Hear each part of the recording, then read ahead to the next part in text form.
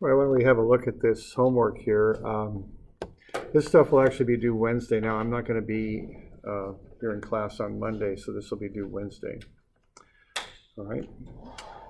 So on this first one, what we've got there, you've got a well, 12-inch diameter.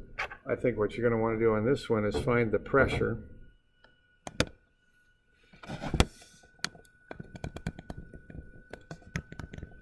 At 125 feet.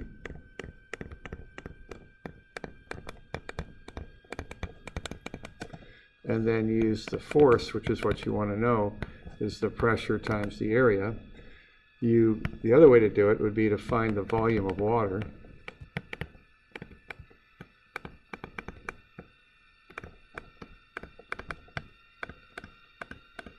And that would be pi r squared times the height. And then take the volume times 62.4 pounds per cubic foot. So you could do it either way. Okay, there's two methods you could use to do this.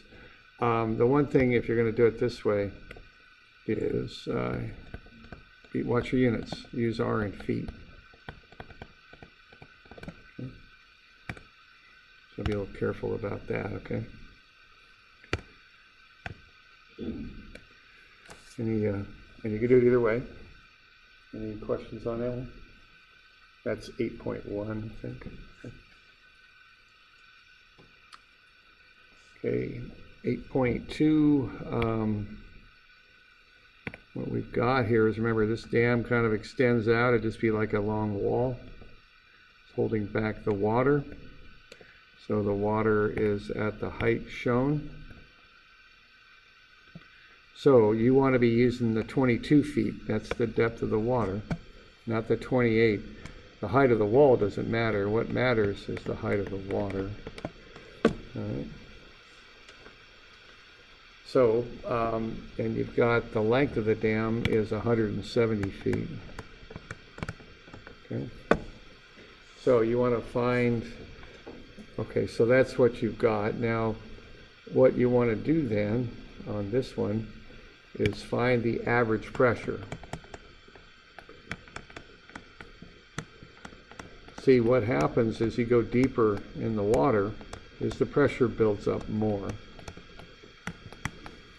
Okay, so you're going to start at 0 and go down to 22. Okay, so you're going to want to find the pressure in the middle at 11 feet. And then once you've got that, what you'd want to do is find the area of the dam.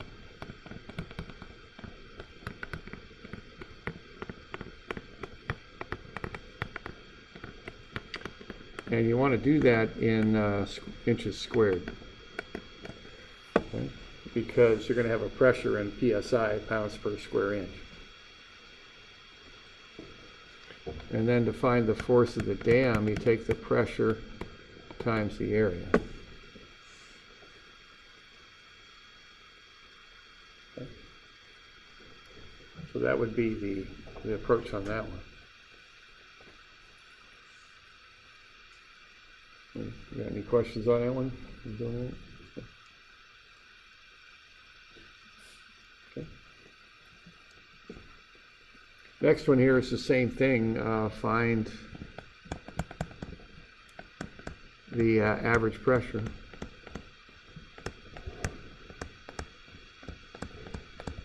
Now the average pressure will be the pressure in the middle of the window, which probably ought to be 7 feet. Because it's 6 feet to the top of the window, it's a 2-foot window, so the average pressure occurs at 7 feet.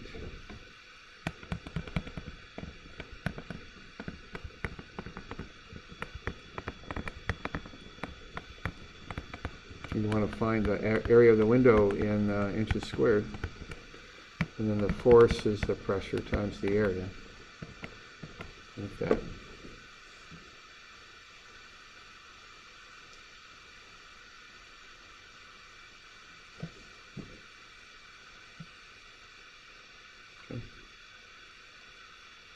Doing all right with that one?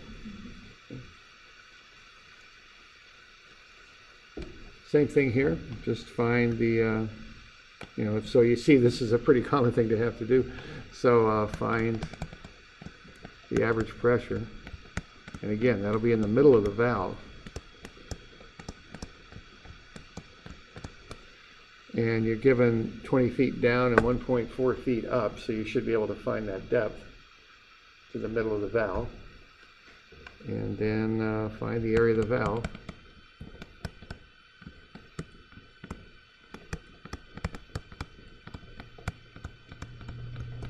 Of course, that'll be pi r squared. And then the force is the pressure times the area again.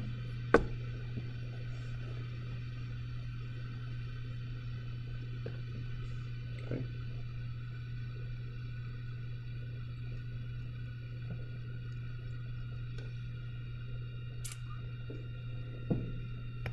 And we have to convert that to feet also, correct? This one, no, this one's pretty straight up because there is kind of this funny little conversion, because when you do this, what you're doing, you're going to take, you know, however many feet it is times 0.433 psi per foot. Okay. And that will get you the pressure in psi, which is pounds per inch squared. So when you get the area of the valve, you want it to be in square inches. And you've already got the, you know, the diameter in inches, so you don't have to do any conversions on that. It's just pi r squared in inches. That's what you want. Okay. All right.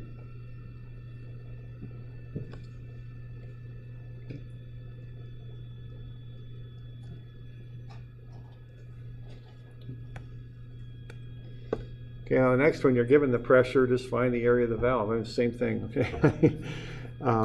You know, this isn't obviously an important part of hydraulics here, is getting these forces figured out. And the first 5, they all have the exact same approach. I mean, you know, variations, of course, a little here and there, but you know, the idea on them is very much the same. Okay. All right, now this one will be a little different here because what you got a force and you've got an area. So I think you're going to want to find those areas. When I see a situation like that, I want to find the areas on both sides there, because I'm going to work through that. So we've got the hydraulic cylinder. You're going to want to find the area on both sides of the cylinder. On the side where the force is applied, and then on the far side too. What you'd want on that one.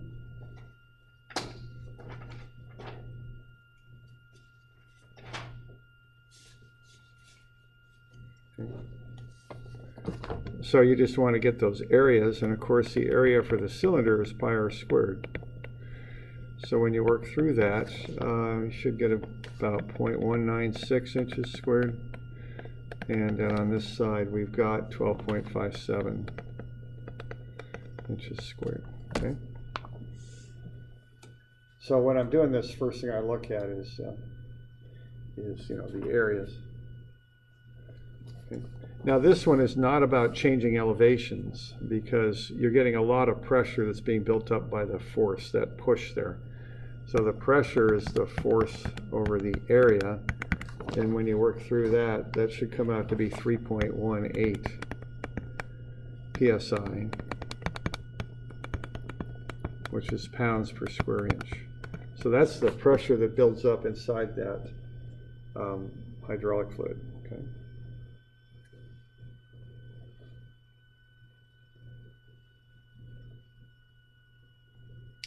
So you need the 3.18 psi to get the 40-pound push.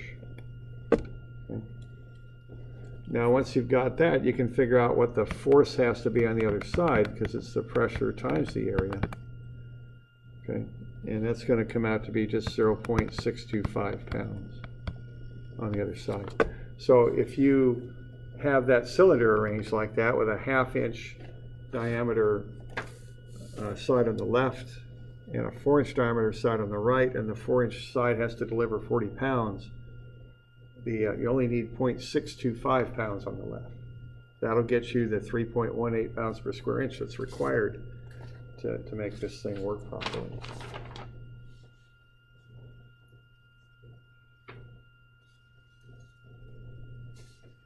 Okay.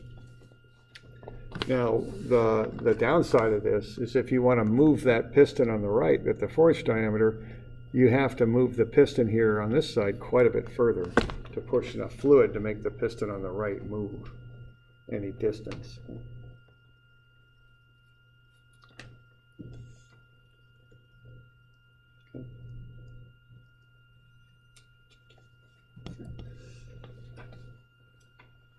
All right, the next one there, you're going to want to find the volume.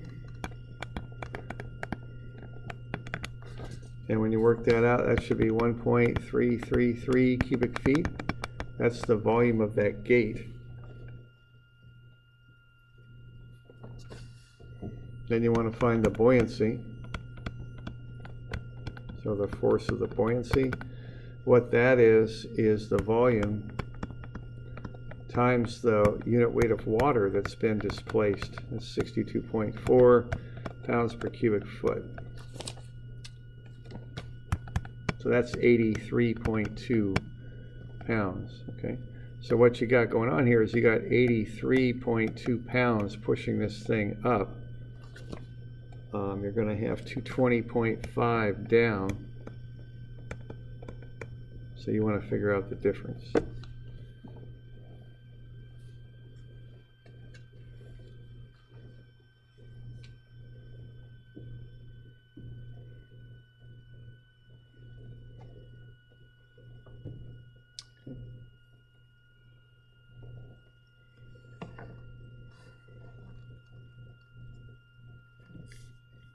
All right with that?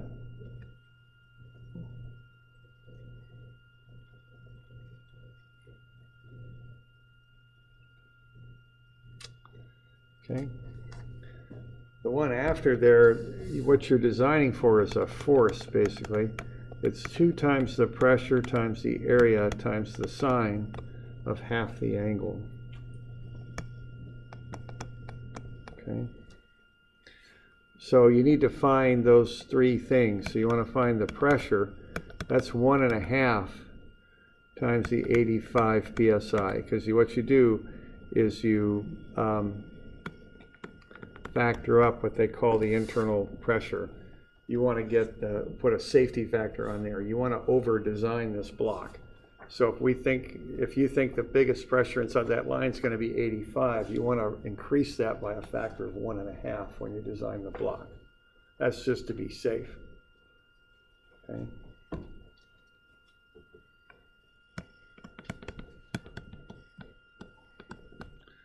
Okay, the area is the area of a circle, 50.3 inches squared.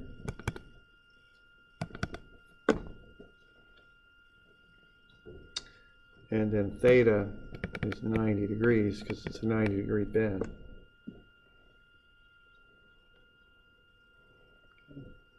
So when you run all those numbers, you should come up with the force that you're going to expect. And what that will come out to be is a little bit over 9,000 pounds.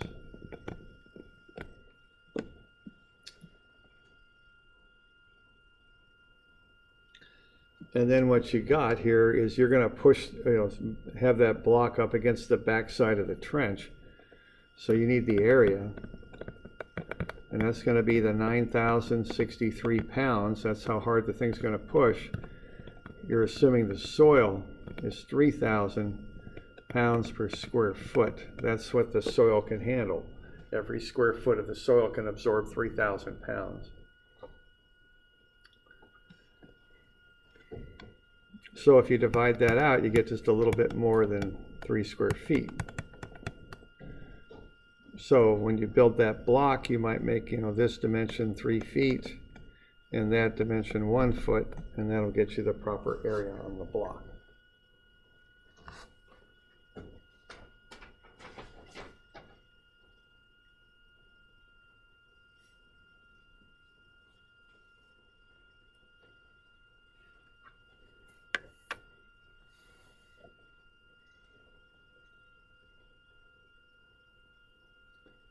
Any questions on that one? Why are we why does they remember the factor of pressure about 1.5 and then 5%? Yeah, it's just kind of a convention on this. So the question's about factoring up the pressure. What you're doing, you're kind of playing it safe. I mean, this formula gets you the exact answer, but you always want to, engineers are always kind of careful, so that's called a safety factor. And so that thrust block, basically the idea is just so that way the bend in the pipe doesn't like break or something, it kind of holds. Right, it's holding the bend in the pipe in place, so the pressure doesn't just blow it off the ends of the pipe, basically. Okay.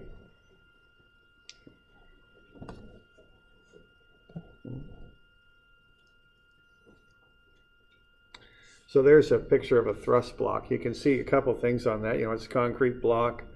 You see they attach it to the valve and then they spread it out. They angle it as they go to the back side of the trench.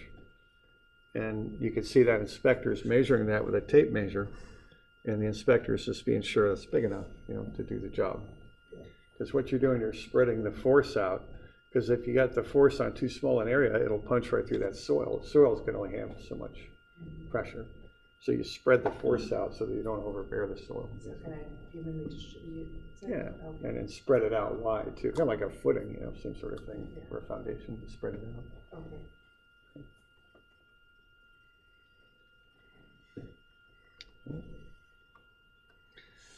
Okay, last one's, you know, a little bit tricky. I'll kind of let you work on figuring this one out. We have a block and we have the weight of the thing is 322 pounds. And we're going to float it in the water. How deep will it sit in the water? So what I'm asking there is if you have this rectangular block,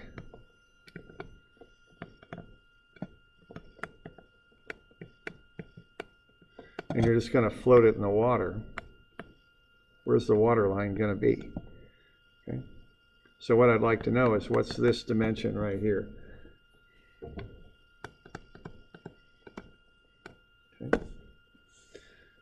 And you're given the weight of the block is 322 pounds. And you're going to have the buoyancy force pushing up. And you're given the dimensions of the block. It's 4 by 2 by 10 inches.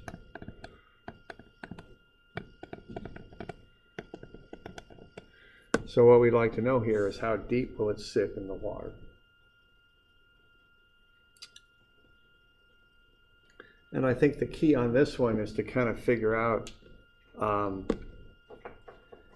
how, let's see, you know, what's the condition when something floats? What's the relationship between the weight and the buoyancy force when something is floating? And then based on that, kind of figure out how deep it'll sit in the water so that you get that relationship you want so that it will float.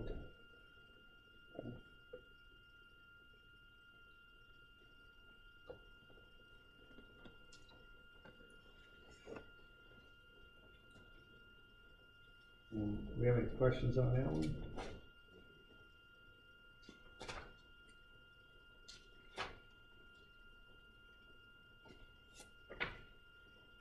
All